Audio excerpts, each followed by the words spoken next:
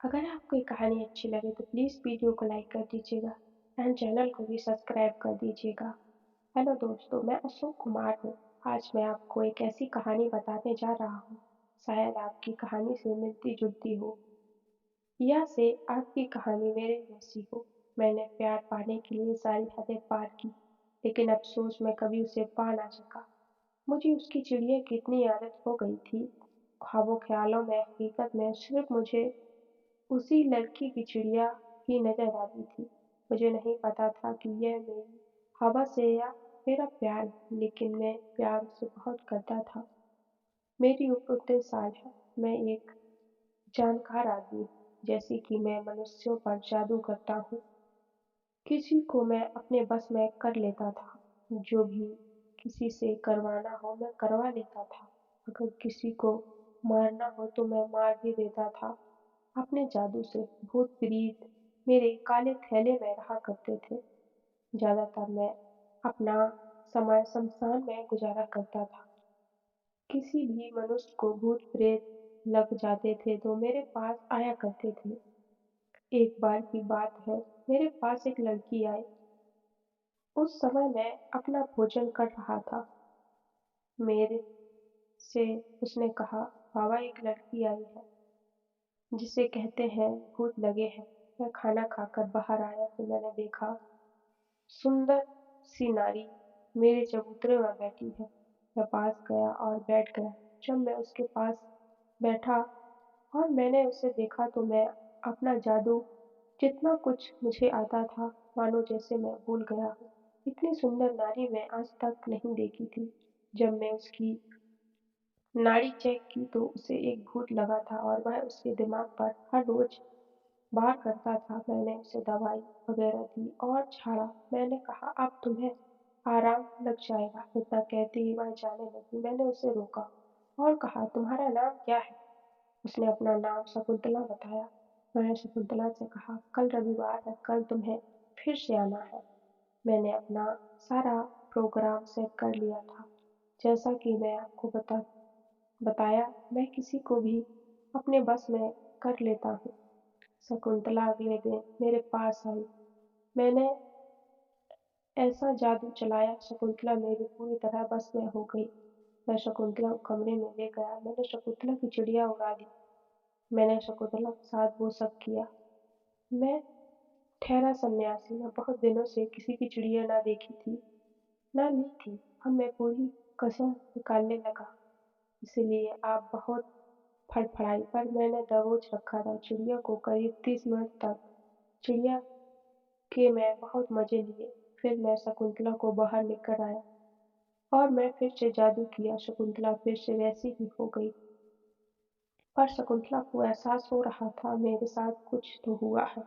शकुंतला वहीं बैठी थी। मैंने पानी दिया पीने के लिए। उसने उसका भाई आ गया।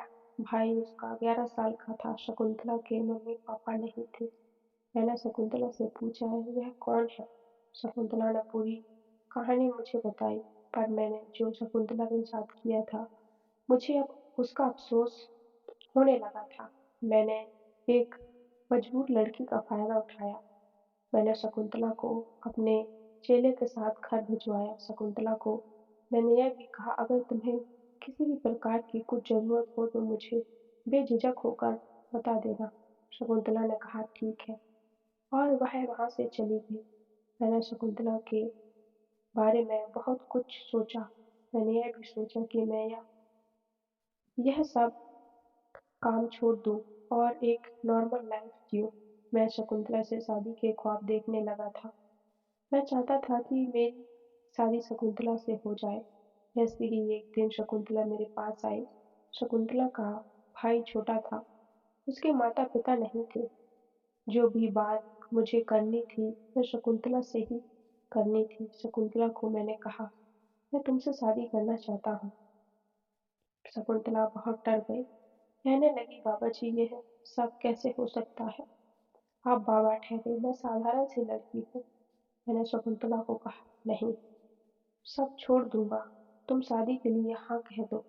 मैं चाहता तो शकुंतला से जादू करके भी शादी कर सकता था। यह काम मेरे बाएं हाथ का खेल था, पर मैं ऐसा करना नहीं चाहता था क्योंकि शादी दोनों की रजामंदी से होती है।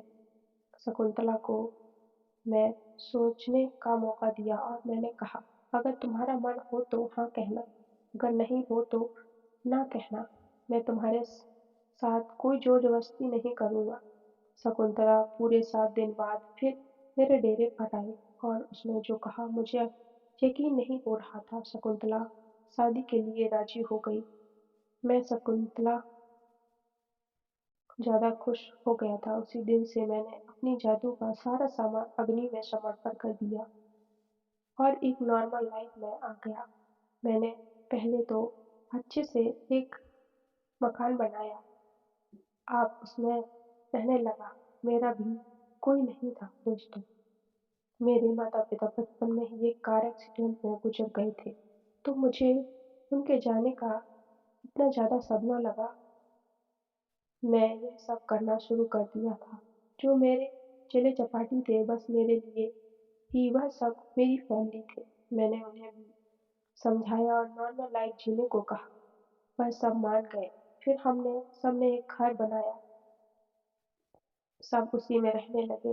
अब बारी थी शकुंतला से शादी करने की, तो मेरे सारे चेले-चपाटी मेरी शादी की तैयारी में लग गए। हम शकुंतला के घर बारात लेकर गए। धूमधाम से शकुंतला को अपनी दुल्हन बनाकर लेकर आए। मेरी ज़िंदगी का सबसे अच्छा दिन था जब मेरी शकुंतला से शादी हुई। शकुंतला मेरे घर आई, सारे रीति-रिवाज हुए।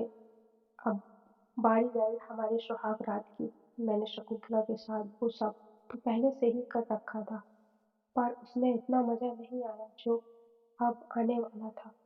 शकुंतला बैठी हुई थी कमरे में। मैं कमरे के अंदर गया। मैं शकुंतला का घूंघट उठाया और मुँह दिखाए हुए मैंने शकुंतला को एक मंगलसूत्र गिफ्ट में दिया। शकुंतला खुश हो गई। फिर क्या था, हम दोनों निकल पड़े स्वर्ग की सैर में। हमने बहुत ज़्यादा भ्रमण किया स्वर्ग में।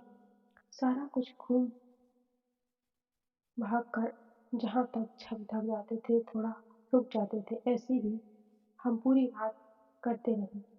अब ये सिलसिला हर रोज़ चलता रहता है दोस्तों।